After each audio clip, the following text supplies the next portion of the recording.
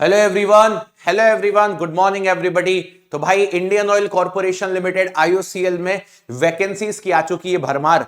IOCL में बेटा पहले ये होता था कि इंजीनियर्स यानी कि जो बीटेक होल्डर स्टूडेंट होते थे, जो ऑफिसर्स की पोस्ट के लिए जाते थे या जो ग्रेजुएट इंजीनियर ट्रेनी की पोस्ट पे जाते थे, ये गेट एग्जाम के थ्रू जाते थे। लेकिन रिसेंटली आईओसीएल ने ये डिसाइड किया बाकी पब्लिक सेक्टर्स की तरह कि भाई हम अब अपना खुद का पेपर करवाने वाले हैं। और धीरे धीरे ये देखा जा रहा है, ये ट्रेंड भी आ चुका है कि अब जितने भी पब्लिक सेक्टर हैं वो धीरे धीरे गेट एग्जाम से विड्रॉ करते जा रहे हैं और अपना खुद का एग्जाम लेने वाले हैं। और रिसेंटली आईओसीएल ने दो नोटिफिकेशन निकाल दिए हैं। एक निकाला है इंजीनियर्स के लिए, graduate engineer trainee BTech holders के लिए, और एक जूनियर इंजीनियर्स के लिए भी निकाल दिया है, जिसके बारे में मैंने ऑलरेडी एक वीडियो बनाई थी। एक शॉर्ट नोटिस बनाया था जूनियर इंजीनियर्स के लिए, जिसके लिए ऑफिशियल में आपको आकर के जैसे 9 तारीख से उसका फॉर्म भी फिलअप होगा, उसके बारे में भी आके बताऊंगा। चलिए आज इस नोटिफिकेशन को समझते हैं। ये इंजीनियर्स के लिए, ग्रेजुएट इंजीनियर ट्रेनी के लिए, और ये ग्रेड ए की पोस्ट होती है, ऑफिसर्स की पोस्ट होती है आईयूसीएल के अंदर। यहां पर ये काफी सारी चीजें लिखी हुई हैं और आप देखेंगे ये डिटेल नोटिफिकेशन 3 ब्रांचेस के लिए आया हुआ है, chemical, electrical and instrumentation engineering. अब अगर आप केमिकल में, तो आपने इतनी सारी ब्रांचेस में अगर आपने बीटेक किया हुआ है तो आप एलिजिबल हैं, चाहे आप केमिकल में हो या पेट्रोकेमिकल में हो।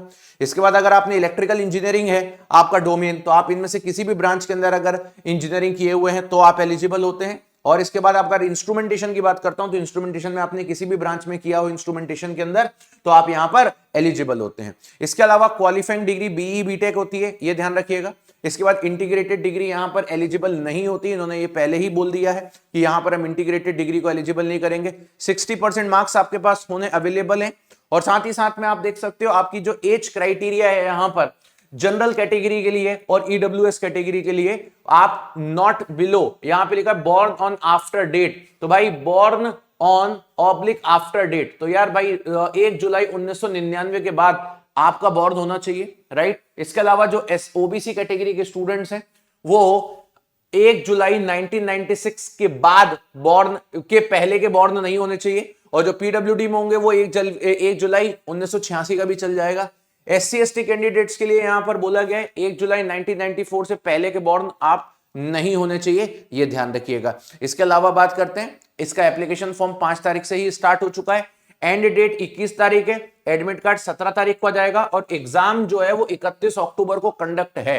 भाई कोई नाटक नहीं, सीधे सीधे साफ साफ बता देना है कब पेपर है, कब एडमिट कार्ड है, कब क्या है, ताकि बच्चा बार बार ये परेशान ना हो कि एग्जाम की डेट कब होगी, सर एग्जाम कब तक होगा, ठीक है। और ऐसा मैं आपको बता देता हूं, 2012 से पहले आईओसीएल ने अपना खुद का रिटर्न एग्जाम करवाया था इस पोस्ट के लिए। उसके बाद से कंटिन्यूअसली गेट एग्जाम के थ्रू रिक्रूट करते थे और आज हम 2025 में बैठे हैं। तो अगर आप में से कोई ऐसा बच्चा, सर आईओसीएल का प्रीवियस ईयर पेपर करवा दीजिए, इंजीनियर्स वाला आईओसीएल का प्रीवियस ईयर पेपर करवा दीजिए, तो भाई इसका प्रीवियस ईयर पेपर किसी के पास है नहीं। 2012 के पहले ऑफलाइन पेपर हुआ करता था, ठीक है, और वो किसी के पास होता नहीं है, वो सबमिट हो चुका है। तो इस भरोसे मत रहना कि अगर यूट्यूब पर कहीं पे प्रीवियस ईयर पेपर देखो तो यही प्रीवियस ईयर पेपर है, इसका प्रीवियस ईयर पेपर एग्जिस्ट ही नहीं करता है, ठीक है। चलिए इसके अलावा अगर हम बात करते हैं तो ये सारी चीजें यहां पर हमारे पास अवेलेबल हैं। बाकी सारी चीजें, अच्छा वैकेंसीज के बारे में इन्होंने डिस्क्लोज नहीं किया, अब यार क्या रीजन हो सकता है ये तो यही जानेंगे भाई। उसके बाद इनका जो पर्टिकुलर एग्जाम का नॉलेज पेपर का पैटर्न है वो ये है कि आपसे आपका टेक्निकल 50 क्वेश्चन पूछे जाएंगे।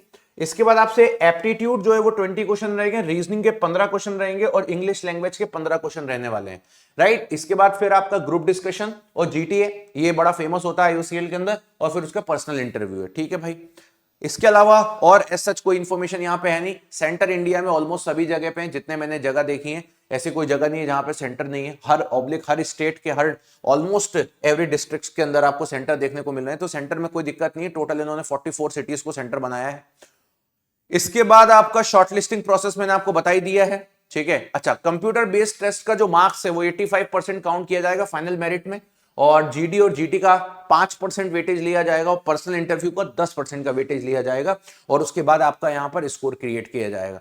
तो ये पूरी की पूरी प्रोसेस है। अगेन एक ही चीज बोलूंगा, वैकेंसी इन्होंने डिस्क्लोज नहीं करी है, लेकिन जो हमारा पास्ट एक्सपीरियंस रहा है, जब इन्होंने गेट एग्जाम के थ्रू भी रिक्रूट कराया था या कराते आए हैं, वैकेंसी अच्छी खासी होती है आईओसीएल में, कम वैकेंसी नहीं होती है।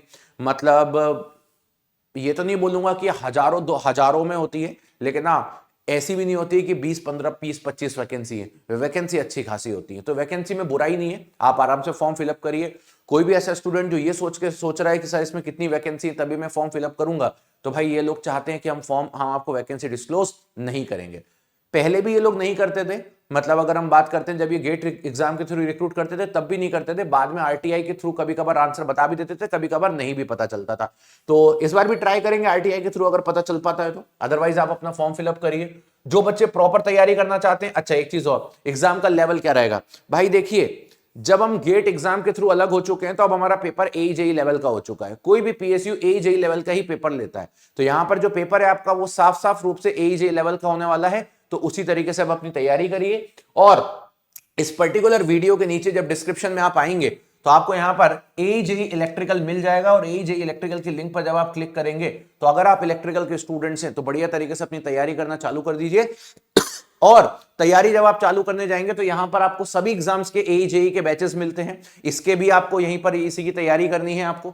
और इसी के साथ साथ ऐसा नहीं है कि आप सिर्फ इस एग्जाम की तैयारी कर पा रहे हो, इसके साथ साथ आप रिमेनिंग और भी जितने भी एजेई के एग्जाम्स उन सबकी भी प्रिपरेशन कर सकते हो। टेस्ट सीरीज भी हम लॉन्च कर ही चुके हैं रिसेंटली। 6 मंथ्स में इसकी प्राइस 4619 है, और अगर आप यहां पर टेक्स्ट बुक का एक यूनिवर्सल कूपन कोड लगाते हो जिसका नाम है मोहित के, तो MOHIT के अप्लाई करने के बाद इसी की प्राइस तुरंत हमारी जो है वो 6 महीने के लिए 4289 हो जाती है, ध्यान रखिएगा।